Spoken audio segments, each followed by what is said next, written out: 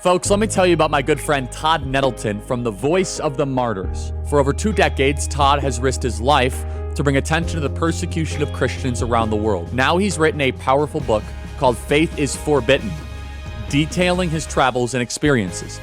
As a special gift to my listeners, you can get a free copy of this incredible book by simply clicking the link in the description below or call 844-464-3043.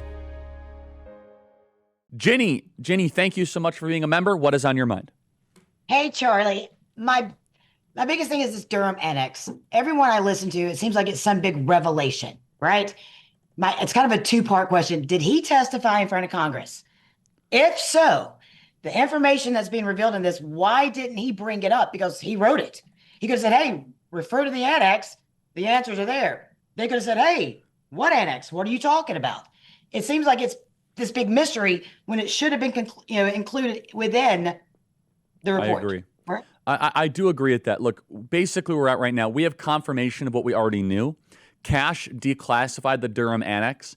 And so Special Counsel John Durham did testify in front of Congress on June 21st, 2023. But Ginny, let me tell you my perspective and the perspective we're going to take here on this program. We're going to cover this, but we're not going to sensationalize this.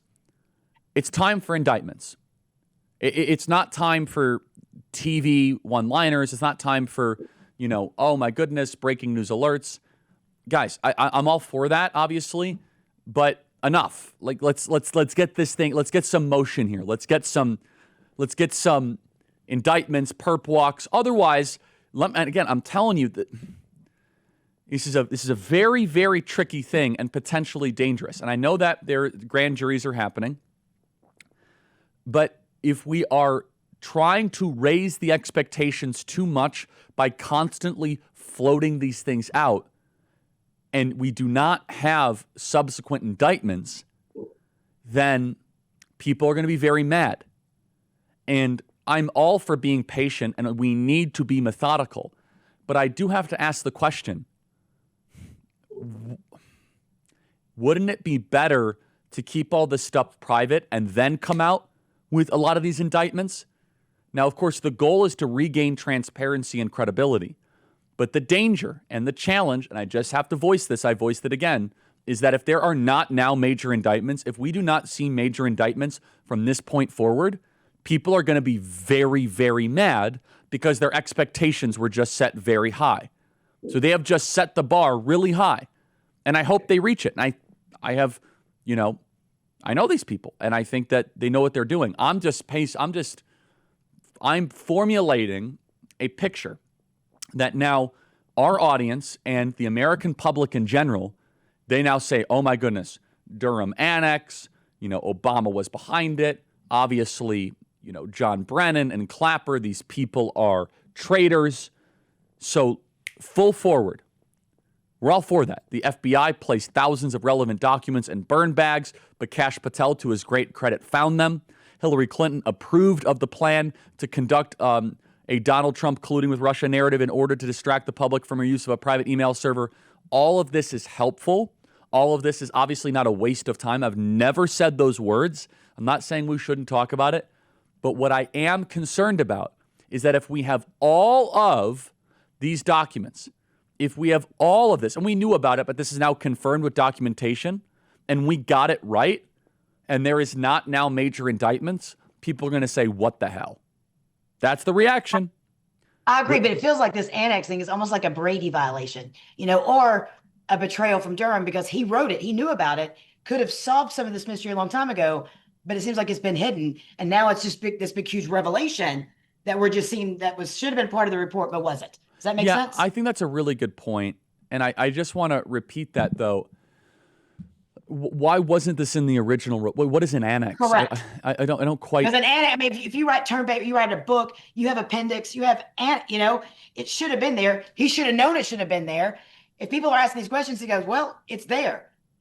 A true, honest person totally said, agree. Well, where's my annex? So a lot of people defended Durham throughout the entire process. A lot of people thought Durham was going to go big. I always thought Durham was going to underwhelm.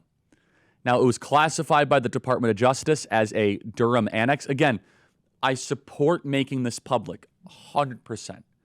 I'm just saying that if we spend so much time on this, on our podcasts, on our shows, and then we do not have a major, boom, shock and awe type indictments, people are going to not just be mad. It will be a deterioration of trust. They'll say, you got all this stuff that you told us about, and we're talking about Brennan, Comey, Clapper. Those are the big three.